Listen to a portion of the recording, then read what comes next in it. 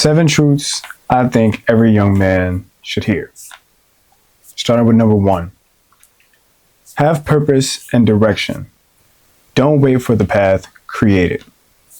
I know a lot of people go throughout life a lot wondering what their purpose is, but if there are things that genuinely feel good when you do them, they might be the right thing and you starting getting down the right path. Life sometimes doesn't need all of the overthinking that we do. I'm a victim of that as well. But as long as you do the things that you know are right for yourself, you will gain more clarity than just sitting stagnant. And it's easier said than done, but it's not as hard as you think it is. Number two, respect and identity. Carry yourself like you're someone who wants to take life seriously. I'm telling you, once you assume the position that you want to be treated like a man, you will understand that there's a certain way you walk, there's a certain way you carry yourself in public, that you get respect from the other men around you. I remember maybe 3 4 years ago, I started going into the gym and I felt pretty good, and I decided to do this small tweak that I fixed my posture when I walked around. It was pulling my shoulders back and sticking my shoulders out. And almost immediately, I was getting joked at work about how I thought I was old macho man. But it's because every time I walked in a room, they noticed me because I am now walking in as a man. I'm no longer just, shoulders slouched over, kind of wondering if I'm supposed to be here. I know I'm supposed to be here. So I walk like that. And it's not just about dominance. It's about self-control. It's a lot of guys, I'm sure, me as well. Like, I want to get into like MMA or something. You want to be able to control yourself. It's not always just about, who's the biggest, who's the fastest, who's the strongest.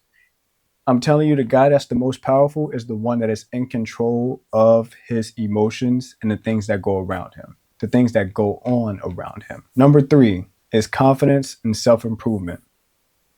One thing that I think everyone should do at least is do some type of exercise. And I'm not going to say the gym. I'm not going to say it, like, get out and move your body and get yourself mobile.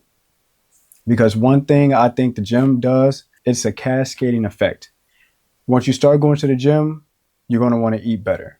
And then you're going to stop wanting to eat all the bad foods. You're going to want to stop those habits that are stopping you from performing at your best. And then everything will just fall after. If you go to the gym, you start looking bigger, you start feeling more confident, you start filling your clothes out a little bit more, thus making you carry yourself a lot better because you know you're putting in the hard work behind closed doors. Number four is discipline and habits. Consistently build the identity that you are a man that follows through with what he says he wants to get done. I realized maybe about a year ago on my journey that if I was going to tell my girl that I'm going to do something, like I'm going to the gym 4 days a week, and then she sees me going to the gym 2, 3, not even 4 days a week, that's going to make her look at me differently because I doubt she's thinking this deep about it. But I look at it as, now, if he can tell me something that he wants to do and he doesn't even fall through with it, why would I trust him to do the things that I need him to do if all he's going to do is just fall back on it or, divert from it when it's too hard? So now I only speak to her about things when I know for a fact I'm going to do it. And that doesn't mean I'm telling her easier shit that I'm going to do. I'm telling her the things that I'm going to do so that she sees me as a man that is going to follow through with what he says, because that gains respect. A man's word is the last thing he has, because a man can have absolutely nothing. But if you tell him to do something or ask him to do something and he says he will, it will get done.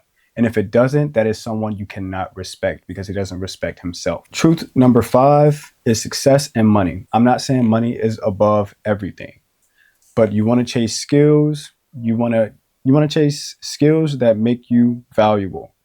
These things, I'm sure these men that I'm sure you're looking at on the internet, they have money, they have skills, and those type of things help you carry yourself better as a man. So the more you're driven and trying to get success or gain success in all the habits or the things that you have challenged yourself for, that is when you will begin to have more respect for yourself as well. Stop trying to compare yourself to people online. They are in chapter 10 of their life, whereas you could have just started out. Doesn't matter your age, doesn't matter your experience. Everybody starts out not knowing how to do said thing. Kobe Bryant started playing basketball. You think he was the best basketball player ever once he started playing basketball, or as good as he was when he stopped? No, he wasn't. He put in hard work and gained that respect as a man, but with how hard he was working. Number 6 is going to be relationships and brotherhood. The way you treat relationships, it tells a lot of people exactly the kind of man that you are.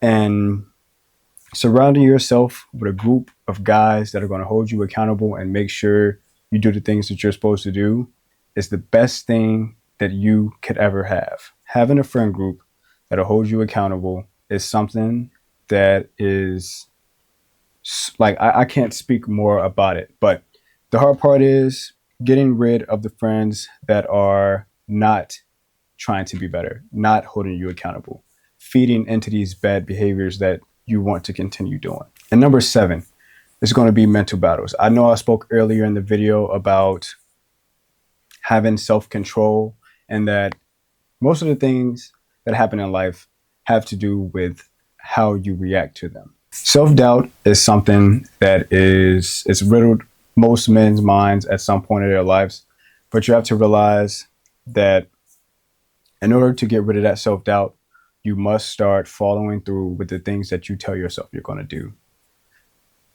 The reason why you have a hard time believing in yourself is because you've let yourself down so many times. But let's not get like too crazy into it, because this isn't here to like bring you down.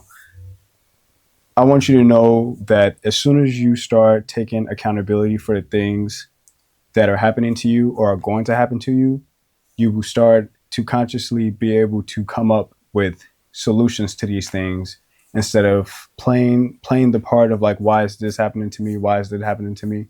That keeps you in a mindset where you don't want to find the solutions to your problems. But as soon as you realize that your reactions is 100% how your mind comes up with problems or solutions to the things that happen to you, that's when you'll start taking and putting more time into bettering your mind. One thing that I started helping me gain more mental resilience is meditating 10 minutes a day.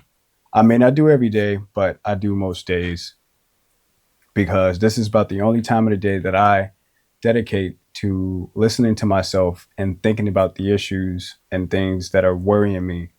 Because other than that, you're just going all throughout your day, you get into your bed, and now you cannot stop thinking about it. But that 10 minutes each day tells me exactly what I need to worry about, so I know exactly the issues I need to fix. I know this probably was a little bit everywhere, but I know I wanted to get this topic off because it was something very important to me, and it's changed my life. I'm not going to say in a huge way, but I don't have the same worries as when I first started worrying about this stuff, because I've changed my wardrobe. I've gained more mental clarity. I don't have as much self-doubt. I've gained confidence because I've been in the gym for over 2 years, like consistently. Like I have purpose and direction because I have things that I know I'm working for. And that's not just stuff that people are telling me to do at work. These are things that I get off of work, I do, and I do them for myself. And there's no greater feeling than coming home and completing a task that you set for yourself.